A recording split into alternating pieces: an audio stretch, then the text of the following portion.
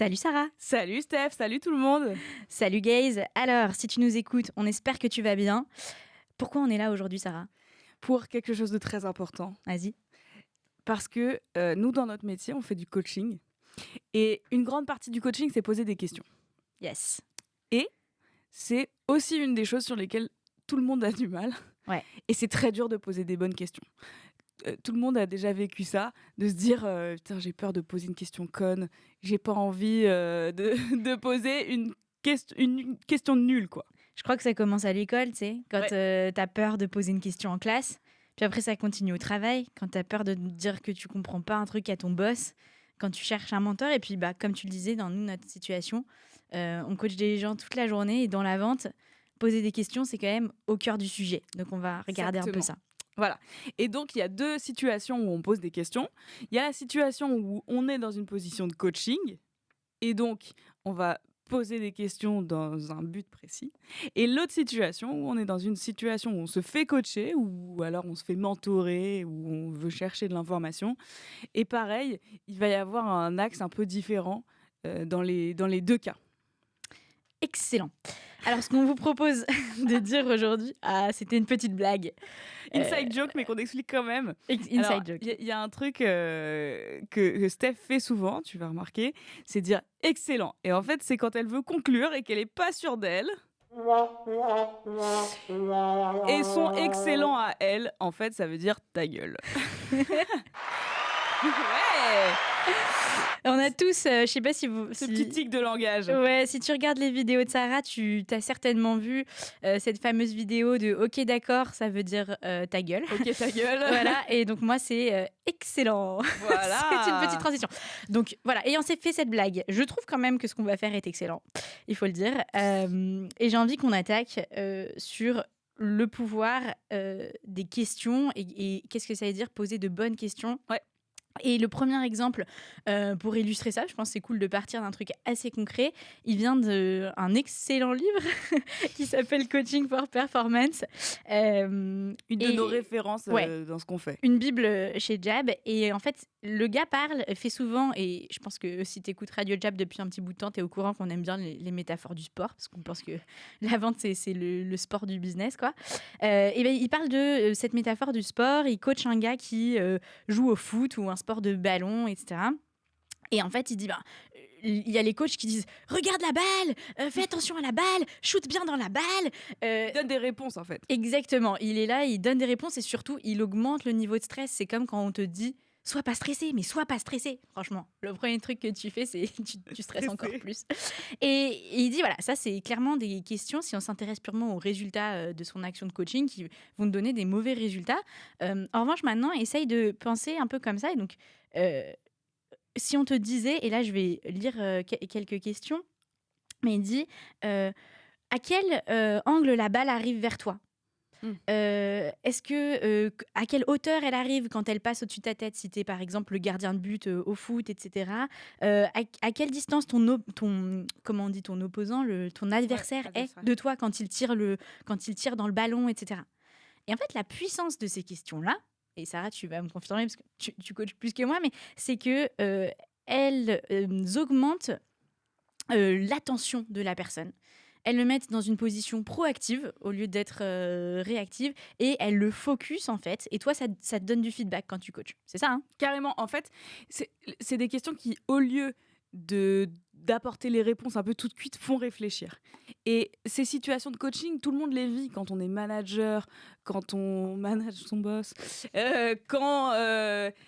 dans toutes ces situations, à la fois au travail, mais aussi dans la vie perso, il y a toujours des situations où on doit obtenir quelque chose de quelqu'un. Et on peut le faire en lui donnant des ordres, en lui donnant des réponses, ou alors en utilisant cette notion de coaching qui va être de poser des questions pour faire réfléchir et que la personne sorte d'elle-même la réponse. Et il y a un concept dans la philosophie qui s'appelle la maïeutique. J'adore.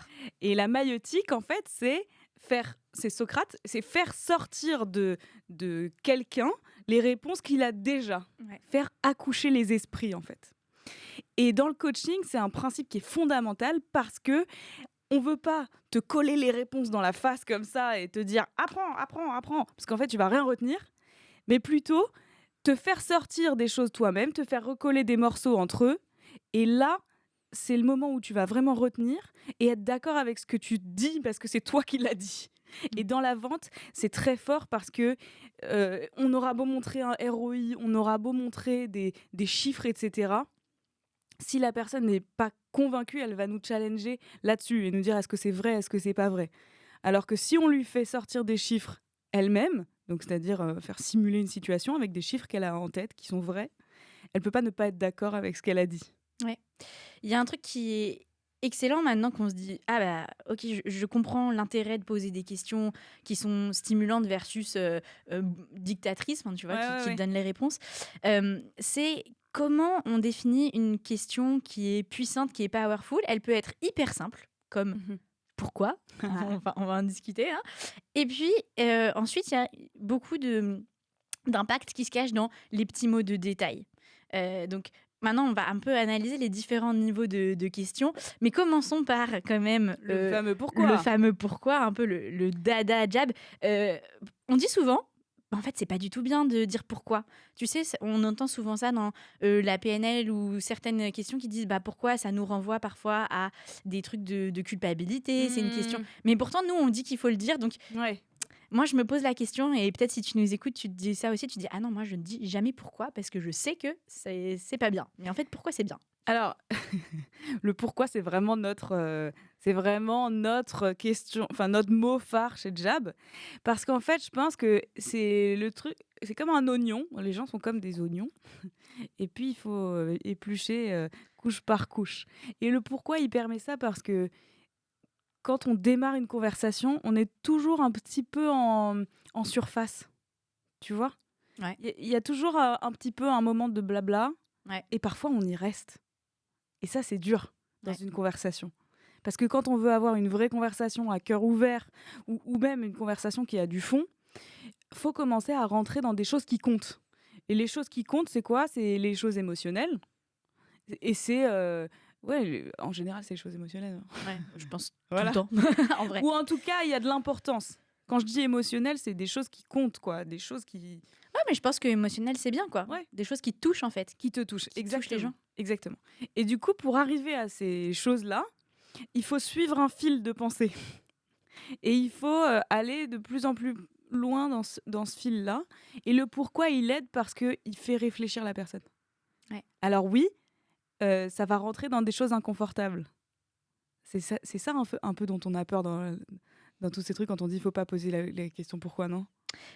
C'est ça. En fait, je pense qu'il y a ce truc de la conséquence du pourquoi, ça peut être parfois, et il en parle d'ailleurs aussi dans Coaching for Performance et ce serait peut-être à creuser, mais parfois il y a les silences ou les tabous et tout. Comment tu fais quand tu sens que tu as touché Inconfortable. ouais, tu touché un point? Et ça, ben, je pense que c'est intéressant d'avoir ton point de vue là-dessus, je pense que ça t'arrive pas mal, dans les rendez-vous et tout. Là, tu dis: «Ouh, j'ai touché un truc» et peut-être qu'il y a un blanc ou Ouais. peut-être que la personne en face commence à rougir, à regarder un peu en dessous et tout. Comment tu gères ça? Et comment tu fais en sorte qu'en fait, ça soit une bonne chose et c'est OK? Et que la Mhm. personne et ça, je pense que c'est quelque chose de assez fondamental dans, l'environnement de poser des questions. Dans tout ce qu'on dit, c'est créer un cadre, en fait, de confiance Ouais. entre les 2 personnes. Parce que tu as beau être le king des questions, tu poses les bestes, tu as les détails, tu as les bonnes formulations et tout. S'il y a Ouais, pas mais le en cadre de fait, confiance, il y a rien. Donc bah, t'auras pas de réponse. ouais, voilà, déjà, premièrement. Et tu resteras, comme tu disais, au niveau hyper Ouais. superficiel. Donc voilà, c'est une question qui m'est venue à l'esprit justement en écoutant ce truc. Et je dis, mais dans cette partie un peu difficile, un peu gênante, comment tu maintiens la confiance? Et voilà quoi. Mmh. En fait, quand tu es dans la position de coaching, ou en tout cas quand tu veux des réponses, parce que c'est ça la position de coaching, c'est aussi quand toi tu es dans une position où tu veux faire des choses à quelqu'un, ou l'aider en fait, parce que quand tu fais faire quelque chose à quelqu'un, c'est aussi pour l'aider en général. Ouais. Et je trouve que pour avoir une relation un peu profonde, je sais pas si tu ressens ça, et si les auditeurs, tu ressens ça aussi, euh, mais il faut toujours un moment un peu inconfortable. Ouais. Même dans les amitiés, les gens que tu jamais vu pleurer ou que tu jamais vu dans des situations compliquées pour eux, bah, tu as moins d'attache en fait. Ouais. Et quand tu as vu quelqu'un dans une sale situation, c'est bizarre à dire, mais c'est vrai, il y a une sorte de proximité qui se crée. Bah, il y a en fait une histoire c'est ce qu'on disait tout à l'heure quand je parlais de sécurité, de safety, de vulnérabilité, Ouais. mais qui est acceptée et en fait, c'est un peu genre: «OK, maintenant on peut parler» et c'est fini la couche, Voilà, bullshitos, exactement. tu vois? Et en fait, quand tu es soit dans un rendez-vous, soit dans une position de coaching, c'est toi qui as la responsabilité d'être OK avec ce côté inconfortable que tu vas faire naître. Ouais, Parce que c'est toi qui le fais naître. Et donc, si c'est toi qui le fais naître, tu dois gérer. ouais. Et poser des bonnes questions, c'est aussi poser les questions qui vont amener là-dedans et qui vont aussi amener à résoudre. Ouais. Parce que c'est pas tout de faire sentir mal quelqu'un. Non, en fait, c'est pas le but de faire sentir mal, mais quand on va toucher à des choses qui comptent, forcément, il y a des réactions émotionnelles. C'est soit du stress, soit de la tristesse, des choses, voilà, des choses qui bougent, quoi.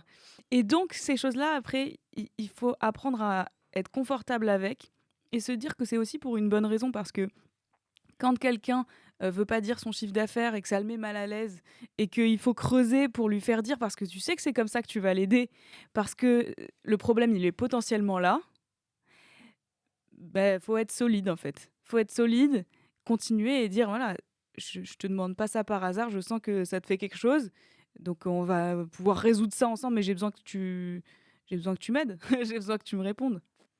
Ouais, c'est ça, je pense que tu dis un truc important.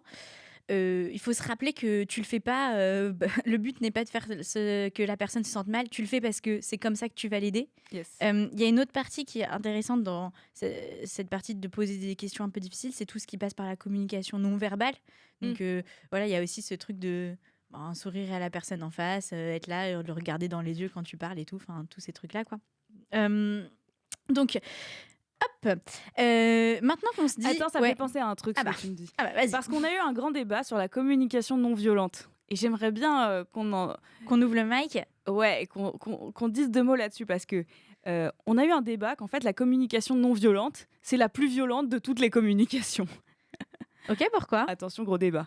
En fait, le cœur du débat, c'était: pourquoi tu as besoin de faire de la communication non violente? C'est parce que tu as beaucoup de violence en toi, déjà. C'est parce que tu veux dire des trucs violents et que tu te dis: «Bah, il faut que je prenne une bonne forme, sinon ça va faire mal».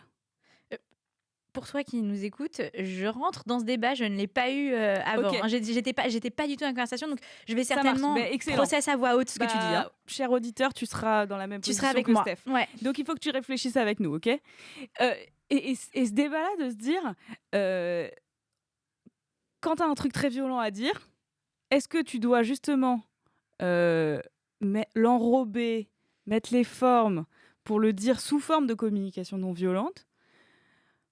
Ou est-ce que tu te dois d'être, direct dans le contenu? Parce qu'en fait, la forme peut trahir le contenu. Enfin, dans le sens où, si tu dis un truc trop enrobé, on sent que derrière, il y a vraiment quelque chose de lourd. Je pense que ça revient à la question de la responsabilité. Donc, à qui revient la responsabilité de gérer cette violence, à l'intérieur de toi? Est-ce que c'est à toi? Et tu peux le faire de plusieurs façons. Peut-être que déjà, tu peux un peu, te calmer, tu vois? Enfin, moi, je sais qu'il y a beaucoup de blabla autour de la méditation et ce genre de trucs, mais il y a un des vrais bénéfices de la méditation, de, tu sais, de te distancier par rapport à ton effusion Ouais, d'émotions et ouais, cetera. Moi, ouais. je suis quelqu'un, tu vois, qui ressent les émotions très, très fort. Je suis pas spécialement dans la communication non violente, voilà, mais je suis pas non plus Mais en t'es pas train de quelqu'un de violent. non, ça dépend. Mais Non, non, mais ce mais que je veux dire, c'est que tu m'as jamais vu en train d'agresser quelqu'un Non. avec mes problèmes, quoi. Voilà. Et donc, c'est ça que je dis par la responsabilité, à mon avis, tu vois, purement en réaction à chaud de ce que tu dis. Il y a une responsabilité de la part de la personne de digérer son bail et d'aller le présenter à l'autre. Ça veut pas dire d'aller lui présenter dans un papier cadeau en mode genre Oui. vraiment, je pense que nanana et tout. Enfin, voilà, mais Ça t'as une fait responsabilité que la personne comprenne bien le fond du message et que la situation évolue en fait aussi, tu vois. À ça me quoi fait ça penser à sert? ce que tu m'as dit tout à l'heure, en fait. C'était quoi? les 3 formats de questions. Pourquoi Ah oui, on va y arriver tout à l'heure à ça, ouais. D'accord. C'est la dernière partie sur le question storming. Reste Ça avec nous marche. si tu écoutes. Mais en tout cas, vraiment une question profonde, je pense, sur. On a un peu digressé, mais sur la communication en règle générale et la responsabilité qu'on a chacun de communiquer avec l'autre. Et donc, poser des questions en fait partie. Mais c'est très lié parce que, en fait, quand on va faire de la communication non violente, au lieu de poser des questions, on va communiquer un message, on va dire. Et je trouve qu'il y a une grosse, grosse différence entre dire, donner des messages, des réponses, et poser des questions qui vont challenger et qui vont amener à une remise en question. Parce que, pour moi, les meilleures questions, en fait, c'est les questions je sais pas. Ouais, c'est clair. Les très bonnes questions, quand quelqu'un ou quand tu es dans une salle et que tu poses une question, quand la personne à qui tu poses une question répond très bonne question, en général, c'est qu'il a pas la réponse et qu'il achète du temps. Peut-être qu'il va te dire excellent. Excellent. Ça touche un point dont on parlait tout à l'heure aussi. Poser des bonnes questions, ça demande du courage. Hein, tout ce qu'on vient de dire, je pense, c'est un peu la mini-conclusion de ça. Mais c'est que sûr. poser des bonnes questions, ça implique que déjà toi-même, tu réfléchis à ce genre de truc, tu vois. Tout le monde n'y réfléchit pas. Genre, en fait, comment je délivre le truc, pourquoi je vais poser ces questions, parce que j'ai vraiment envie d'aider cette personne et tout. Donc, il y a un travail en dessous du niveau superficiel de il faut poser des questions, etc. Le travail sur soi aussi, comme tu disais, d'être OK avec l'inconfort, avec ne pas savoir et de se dire que c'est là qu'est la valeur. En fait, elle n'est pas dans les réponses, je pense. Elle est dans les choses qu'on sait pas. questions, en fait. Ouais, elle est dans amener à réfléchir, dans se challenger, tous ces trucs-là. Ça me fait penser à un truc que j'ai lu là récemment. C'est un livre de Sofia Amoruso qui s'appelle Girl Boss. Donc Sofia Amoruso. Prochain Radio Jab. Sofia Amoruso, qui est la fondatrice de Nastigal, qui est une immense entreprise qui a commencé en vendant des vêtements vintage et qui maintenant fait tout ce qu'on connaît de vente e-commerce de fringues, quoi. Si tu habites à Paris et que tu prends le métro, tu as vu une campagne Nastigal, normalement. C'est sûr, exactement. Et donc, elle raconte un passage où elle est dans un board avec que des gens qui s'y connaissent très bien. Elle n'a jamais fait d'école de commerce, elle n'a jamais fait de choses business, quoi. Et en fait, elle pose 5 fois la même question dans un board pour comprendre. Et elle dit, je sentais les yeux autour de moi exaspérés, se lever au ciel, rouler. Tu le fais bien, je trouve. Et en fait, elle a le courage de reposer sa question 5 fois parce qu'elle a vraiment besoin de comprendre et d'être sûre de comprendre. Souvent, tu vas dire « Ah, ok, j'ai compris ». Et en fait, tu n'as pas du tout compris. Ouais. Et ça, c'est le pire parce que tu n'es ni un bon élève dans le sens la personne qui se fait coacher, et ni tu peux aider l'autre à mieux t'aider. Ouais, c'est clair. Donc personne ne gagne avec ça, personne en fait. Personne ne gagne. Et ça demande un peu de courage, en fait, de poser parfois des questions qui sont considérées comme des mauvaises questions ou des questions cons. Je me réalise que ça fait un petit bout de temps qu'on parle des questions, et peut-être que si tu nous écoutes, tu dis « Ok, guys, mais en fait... donne-moi un peu de concret et de matière sur les questions et tout. » Alors, on t'en a donné tout à l'heure en disant voilà, les questions pour essayer d'augmenter l'awareness de la personne et donc avec notre fameux ballon de foot là. Mais par rapport aux questions difficiles, moi, il y a un exemple dans Coaching for Performance que j'ai bien aimé. Donc, il y a ce que tu disais, oser poser la même question quand t'as pas compris. Ça, c'est plutôt facile. Et puis, dans les moments un peu tabous, on disait, on sent qu'on touche un truc un peu difficile et on veut essayer d'ouvrir, d'aller creuser ce que la personne dit. Il y a une question que j'ai bien aimée qui est, j'ai remarqué que t'as pas mentionné ça ou que t'as un peu de mal avec ça. Est-ce qu'il y a une raison? Est-ce que voilà. Donc ça, je trouve que c'est un outil assez pratique pour creuser parce que peut-être que si t'écoutes, tu te dis ok, c'est cool, mais comment je fais pas mon bourrin en disant ah, t'as du mal là, vas-y réponds à ma question, tu vois. Ah, je sens que je suis sur un truc et tout. Et du coup, essayer de dire voilà, j'ai remarqué que ça a l'air d'être un point sensible. Il y a quelque chose qui fait que c'est sensible. Tu veux dire aider la personne à trouver une réponse, en fait. Ouais, ou l'aider à, tu vois, ce qu'on disait tout à l'heure, peut-être elle va se bloquer parce que là, tu as touché un truc. Et donc, le premier réflexe qu'on peut avoir, ça va être genre recroqueviller et barrière, quoi. Enfin, en tout cas, moi, perso, quand on me pose des questions, ouais, vraiment, repli dans les archétypes un peu de comment ça se passe quand on te pose des questions que t'aimes pas, quoi. Moi, je suis repli, c'est-à-dire que je vais te faire, ouais. Ok, excellent. Ouais, non, ça va. Ça va. Non, ça va. Voilà, tu vois, excellent. Et en fait, du coup, comment tu peux dire, bah, et il y avait un autre truc aussi dans la masterclass de Chris Voss, si vous voulez regarder, c'est cette... Excellente masterclass d'un ancien négociateur du FBI, exactement. Chris Voss, Chris qui a écrit un Voss. livre aussi qui s'appelle Never Split the Difference. Ouais, va Jamais sur, couper la poire en deux. va sur Masterclass, et si t'as pas Masterclass, ben, achète son livre, je pense que c'est globalement Achète la même chose. Masterclass, oui. Ou grave. Et bref, il parle du fait que, pareil, dans des situations de négo un peu tendues et tout, il dit, bah, tu me dis oui, mais ton langage corporel me dit plutôt non, tu vois, ou des trucs un peu comme ça. Donc là, voilà, on a 2-3 pistes un peu de questions actionnables facilement. Je pense que tu peux te l'approprier, et tu as certainement une situation en tête où tu te dis, ah ouais, c'est vrai que je me souviens là, ce gars, c'était over, game over, je l'ai fermé, j'ai plus réussi à le rattraper et tout. Donc t'en fais pas, en fait, c'est ce qu'on disait tout à l'heure, ces moments de questions un peu difficiles, et c'est en fait un boulevard à ouvrir. Donc pense pas que c'est perdu si la personne commence à se renfermer, c'est au contraire, c'est ton opportunité d'y aller, quoi. C'est ça, c'est un bon signal. Ouais. Parce que parfois, on lit pas très bien les signaux. Et le signal émotionnel, c'est plutôt un bon signal que tu es sur la route d'une bonne conversation. Et je pense aussi, si on veut revenir un peu aux exemples, Ouais. là, les exemples dans lesquels on peut appliquer tout ce qu'on dit, c'est le management. Mais le management, ça va dans les deux sens. C'est-à-dire, est-ce que tu as des gens en dessous de toi que tu manages, ou tu as des gens qui te managent? Dans les deux sens, ça marche. Ça marche à la maison, quand on veut obtenir quelque chose de son mari, de sa Manage femme, ton partenaire. voilà.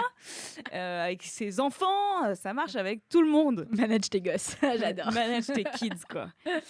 Et c'est vrai que on a vraiment le réflexe de donner des réponses avant de poser des questions. Et ça, vraiment, dans la vie de tous les jours, ça fait 3 fois que je dis vraiment, mais Excellent. j'ai de la conviction là-dessus. Dans la vie de tous les jours, quand tu veux donner une réponse, pose une question. Ah, c'est un très très bon motto, ça. Si tu retiens une phrase de cet épisode, je pense que c'est ça. Yes. Tu veux donner une réponse, pose une question. Exactement. Trop et tu auras beaucoup plus d'impact, et tu auras une bien meilleure réponse, en fait. Trop bien. Et d'ailleurs, revenons sur les questions. Donc, on a nos fameux niveaux de pourquoi. Donc ça, c'est ce qu'on disait, tu es en rendez-vous, tu poses la question 5 fois pourquoi.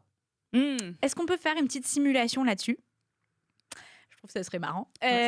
Donc voilà, moi j'ai rendez-vous avec toi, Sarah. Ouais. Je suis chef d'entreprise d'une une boîte qui s'appelle Good Girl. Et, Good Girl. Ouais, c'est pas nasty, c'est Good Girl. Et voilà, je suis là. Tu m'as appelé, j'ai accepté le rendez-vous, je suis là. D'accord. Donc on skip toute la partie bonjour. Je ouais, salut, je suis là. D'accord. J'ai mon café, je suis bien. Voilà. Et donc je vais démarrer par Good Girl. Est-ce que tu peux, enfin Stéphanie de Good Girl, est-ce que tu peux me parler un peu de tes enjeux sur le commercial aujourd'hui, sur la vente? Oui, carrément. Écoute, mes enjeux, c'est que je dépense beaucoup d'argent sur des pubs Instagram, par exemple, qui me rapportent pas forcément beaucoup de paniers moyens élevés, quoi. Donc, j'ai des petits achats et tout. Et en fait, je voudrais ouvrir un nouveau marché B2B, de travailler avec les concept stores à Paris. Mais je leur envoie des DM sur Insta et tout, ça ne marche pas trop. Donc, voilà, grosso modo, je fais plutôt des pub Insta en ce moment. Ça payait jusqu'à maintenant, mais là j'ai un peu l'impression d'avoir un plateau. Donc je me demande quelles sont les autres avenues pour moi, quoi. Pourquoi tu as l'impression d'avoir ce plateau? Bah écoute, parce que les chiffres parlent, tu vois. J'ai dépensé avant, je dépensais 5 000 €, ça me rapportait 1000 clients, et là en dépensant 5 000 €, voilà, j'ai plus que 100 clients. Donc je me dis qu'il faut que j'aille voir d'autres trucs. Enfin, il y a un truc tiers. Pourquoi tu penses que ça a pallié, tu vois? Pourquoi je pense que ça a pallié écoute, c'est une bonne question. Je pense que peut-être les gens, j'ai fait le tour de ma cible. Peut-être que les gens, ils sont un peu lassés de mon truc. Peut-être que il faut que j'attaque d'autres plateformes. Tu vois, Pourquoi ils seraient lassés, par exemple? Parce que y a beaucoup d'offres, en fait, sur Insta, ces petits concurrentiels. Voilà, je pense que peut-être qu'ils voient pas la valeur dans tout ce que je propose. Ils se disent, ouais, encore une marque de good girl, on en a marre, on préfère les nasty girls. Non, mais en vrai, voilà, je pense qu'il y a peut-être un décalage de perception dans ce que je fais. bon, aussi, il faut le dire, moi, j'investis pas énormément de temps personnel dans ce truc, tu vois. Je mets mes budgets et tout. Et j'ai pas cherché trop à faire justement des partenariats Mhm. pertinents ou des réseaux de distribution. Voilà. Pourquoi t'investis pas? Tu dis j'investis pas beaucoup de temps ou pas assez de temps. Pourquoi Parce que en fait, moi j'aime bien. Donc mon business, hein, c'est un business de vente de fringues en ligne et tout. Et Mhm. donc moi, passe beaucoup de temps à chercher les fringues et tout ça. Voilà, et du coup, d'ailleurs, je me retrouve un peu avec beaucoup de fringues et pas beaucoup de gens qui les achètent. Donc aussi, ça me fait un. Mhm. C'est pas bon, quoi. J'ai beaucoup de stock et du coup, je m'endette un peu sur dénicher mes pépites. Mais là, il faut que faut que je les écoule. Il faut que j'aille trouver les bonnes personnes, en fait, qui veulent les acheter. J'ai l'impression que voilà, là, ce que je fais, ça touche pas forcément le bon cœur de cible, quoi. Tu vois. Mhm. Et du coup, par rapport à ça, donc c'est un truc que tu veux faire à plein temps et faire décoller ou c'est plutôt un truc à côté? Ah non, non, je veux vraiment le Ah faire d'accord, décoller mon business là. Donc, d'accord. en fait, voilà, moi, si j'ai accepté le rendez-vous avec toi, c'est j'ai envie qu'on trouve des trucs pour vendre mieux ma valeur, proposer plus ma valeur et tout. Et là, j'en ai marre de perdre de l'argent sur ce truc. Je veux me mettre. Je veux que les gens ils achètent les fringues que je trouve. Et... Pourquoi jusqu'à aujourd'hui, donc tu me dis j'ai un seul canal d'acquisition de clients, quoi. Pourquoi c'est comme ça jusqu'à aujourd'hui? Qu'est-ce Hmm, qui t'a empêché d'aller en prendre d'autres? ben, je sais pas. Bon, donc, time out. On coupera. Ouais, c'est pas bien. On refait. Petit clap. Juste, je coupe dans l'épisode là, mais Ouais. on finit. Je mets un drapeau. On se finit sur. Ouais, on sera du coup à 23 minutes, un truc comme ça. Donc, On finit sur sur ton brainstorm ouais, c'est ça, truc c'est ce là. que j'allais dire. Et courage de se poser soi-même les questions. En fait, c'est ça le truc. Ouais, c'est la conclue. Non. C'est bien. Moi, je Ouais, pense c'est que bien. c'est pas mal. On est bien là. On n'a pas parlé des questions ouvertes et des questions fermées. Ah, si, c'est bien, faisons ça. Donc, avant que je dise simulation, on parle des pourquoi et tout. Donc, juste pour que ça soit cohérent dans le truc, je disais, Le pourquoi, c'est une question voilà, ouverte, quoi. le pourquoi, voilà, exactement. Donc, tu poses beaucoup des pourquoi et tout. Donc, on s'est un peu arrêté là-dessus. Putain, je suis grave en retard. Ok, finissons. Go. Et du coup, le pourquoi, c'est une question ouverte. Ouais. Il y a les questions ouvertes et les questions fermées. Ça, les gens aiment bien la distinction Ouais. entre les deux. Hein. Et c'est assez pertinent. Donc, j'ai la chance de être assez proche avec un avocat qui n'est Très d'autre proche. que mon mari. Mais bon, en fait, je discutais en préparant ce podcast avec Alex et je disais, bon, c'est quoi ta matière sur les questions? Ta vie, c'est quand même d'interroger des témoins et tout. Donc, parle-moi un peu des questions. Et il m'a dit, bah, c'est comme de la boxe. Là, j'ai dit, Ça me parle. ça nous parle. Et justement, par rapport à ce truc de questions ouvertes et questions fermées, il y a les stratégies de ouvrir des questions ouvertes où tu veux prendre le maximum d'informations de la personne. Donc, tu vois, typiquement, ce qu'on disait tout à l'heure, les situations de coaching, de premier rendez-vous, etc. Ça, c'est les questions ouvertes. Et après, il me parlait des témoins plutôt que de l'adversaire, où là, tu as une technique de questions fermées. Là, tu veux mettre ton adversaire dans un coin. C'est comme en boxe. Et Ouais. après, bam, bam, tu Ça s'appelle sais... corneriser. Et tu le cornerises. Tu sais où la personne veut aller et boum, tu la termines. Donc ça, en général, c'est pas tant les situations de coaching, mais ça peut quand même t'arriver quand tu as un but précis en tête. Tu veux essayer même d'orienter quelqu'un dans une direction, tu vois à peu près où tu vas aller. Ouais. Pose des questions un peu plus fermées. Et en fait, parfois, tu veux tellement aller faire en sorte que quelqu'un aille quelque part que sans t'en rendre compte, tu vas le corneriser alors qu'au contraire, tu voudrais vraiment résoudre Exactement. son problème, Ouais. l'aider, etc. Et notamment dans la vente, les gens qui vont chercher des problèmes, ils vont supposer que l'interlocuteur a tel ou tel problème. Ils vont le corneriser dans ce truc alors que c'est pas forcément ce qu'ils pensent vraiment. Ouais. Et ça, c'est important de le préciser. Faut jamais supposer quand tu poses des questions parce que sinon, c'est pas vraiment une question. Ouais.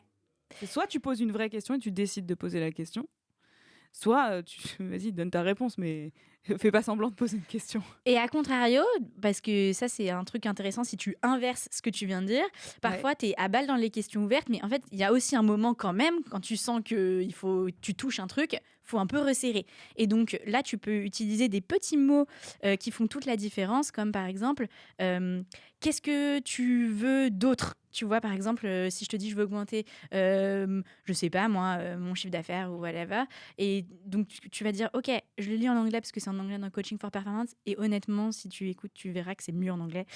What else do you want? Après, what do you really want? Ça, c'est des questions qu'on pose souvent, tu vois, en vente et tout. Oui, d'accord, il y a les trucs de surface, les métriques, mais qu'est-ce que ça veut dire pour toi, personnellement? Qu'est-ce que tu veux vraiment? Quand quelqu'un vient te voir avec un problème, par exemple, si t'es manager ou des trucs comme ça. Reposer la question jusqu'à avoir la réponse. Ouais, ouais, exactement. Faut pas lâcher tant que t'as pas la réponse. Mais ok, quelqu'un dit j'ai un problème et tout. Toi, tu es le manager, tu dis ok, exactly what is happening now. En fait, mais qu'est-ce qui se passe C'est quoi précisément? vraiment le problème? Voilà, c'est quoi le vrai problème? J'ai fait ça, ok. What more could you do? Ça, c'est aussi une bonne question. C'est toujours aller grappiller les 10% de plus parce qu'en fait, Élargir, ouais. c'est dans les 10% de ces petits mots, qu'est-ce que tu veux de plus, qu'est-ce que tu pourrais faire de plus précisément, qu'est-ce qui se passe, que toute la valeur est. Tu sais, c'est la fameuse loi un peu de Pareto, 80-20, enfin c'est pas Pareto, mais anyway. Donc voilà, ça c'est le tout petit truc que je voulais dire là-dessus, et on va terminer sur un exercice que tu peux appliquer avec ton équipe ou avec toi-même quand tu es dans une situation, qui s'appelle le question storming. Comme brainstorming, mais avec question. des questions. Donc, je pense que tu as déjà été dans cette situation, rendez-vous ou meeting d'équipe, quoi, collectif, où en fait, on est tous là à donner notre opinion sur un sujet. Moi, je trouve que bleu, c'est mieux. Moi, je trouve... Enfin, bref. Et c'est pas hyper constructif. Et en fait, ouais, tu ressors du truc, il n'y a pas eu vraiment de décision de prise, on n'a pas eu l'impression d'avoir avancé dans notre réflexion. Et un bon remède à ça, c'est ce question storming que moi j'ai hyper envie de tester personnellement. C'est tu te forces pendant un temps donné de ta réu ou de ton entretien à ne poser que des questions et à ne pas répondre. Parce qu'on vient de le dire, ok? L'important, c'est les questions. Seulement la forme interrogative. Exactement, seulement la forme interrogative. Et en fait, tu as 3 types de questions qui sont à t'apporter. Quels sont les 3 types? Donc, les 3 types, c'est pourquoi, le fameux pourquoi qu'on avait, qui est le pourquoi pour nous faire réfléchir, pour ouvrir justement ces chakras. La question comment, mais qui est plutôt une question de comment je le sens, une question de ressenti, d'émotion. Et la question de l'action, qu'est-ce que je vais pouvoir faire pour répondre à ce problème. Et dans ces 3 catégories, si je comprends bien, Steph, il faut poser des questions. Exact. Alors, des petits exemples. Donc, première catégorie, les émotions. Pourquoi tu penses que tu as ce problème ou que ce problème t'arrive? Donc, si je donne un exemple hyper concret, imaginons, Sarah, en fait, il y a un truc, tu m'envoies tout le temps des messages trop longs, par exemple. Does not happen. C'est pas grave. Et donc, je me dis, en fait... pourquoi c'est un problème? Et donc, je donne pas de réponse, mais je les laisse un peu, comment dirais-je, émerger, voilà, émerger dans mon cerveau sans les écrire ou prendre des actions en me disant « Ah oui, c'est un problème pour ça, ok, je vais lui dire, tu vois. » Ah oui, c'est un problème parce qu'en fait, j'ai du mal à lire. Donc, voilà, et ça me prend du temps. Je suis pas sûre des nuances de ce qu'elle dit. Toutes les raisons pour lesquelles je pense que c'est un problème. Puis elle aussi, ça lui prend du temps. Elle pourrait venir me parler. Bon, voilà. Comment ce problème me fait me sentir? Franchement, ça me fait sentir un peu nulle, parce que comme j'ai dit, je galère à lire ces mails, je comprends pas tout. Ça me fait me sentir un peu perdue, parce qu'un truc, je pensais qui était précis dans ma tête, et on était d'accord, je reçois un long message, et en fait, là, je comprends plus trop. Et puis, ça me fait me sentir un peu coupable, parce que je pense qu'elle aussi, elle perd du temps à faire ça. Donc, bon, ok, on continue. Qu'est-ce qu'il faudrait pour résoudre ce problème? What would it take pour résoudre ce problème? Et en fait, il faudrait que j'aille la voir, que j'identifie bien aussi d'abord les raisons du problème et que je lui fasse comprendre qu'elle pourrait faire autrement. Peut-être que je lui montre d'autres moyens, etc. Enfin voilà. Donc, t'as compris. Donc, dans ce fameux question storming, ça veut dire que ça, tu le fais dans ta tête, ce travail-là. Ouais, tu le fais dans ta tête et bien sûr, il n'y a pas de dictature du truc, tu as le droit d'écrire les réponses et tout, mais c'est ce qu'on disait, c'est vraiment ce principe de la valeur de ce truc, elle est dans les questions. Et donc, si tu es en réunion et que tu animes un truc avec plusieurs personnes et que tu veux faire un question storming, les gens ont le droit, bien sûr, de noter les trucs, mais il n'y a pas ce temps de partage. Parce que souvent, tu sais très bien, c'est dans « alors maintenant, on partage les réponses », que si tu n'as pas vraiment un facilitateur externe qui est là pour garder le tempo et tout, ça part dans tous les sens. Donc, c'est tout l'exo qui résume un peu tout ce qu'on vient de se dire. La valeur, c'est les questions. Et les questions, ça demande du courage. Et on peut finir là-dessus et de se dire, pour poser des bonnes questions, il faut peut-être se les poser à soi aussi. Exact. Et c'est ça un peu le courage, c'est de se dire, Je vais déjà me poser les questions, déjà me faire de l'introspection pour ensuite pouvoir avoir plus d'impact sur l'extérieur. Et tu sais quoi? J'espère que c'est ce qu'on t'aide à faire sur Radio Jab. Yes. Merci Sarah. Voilà. Salut guys. Allez, bye bye. À plus.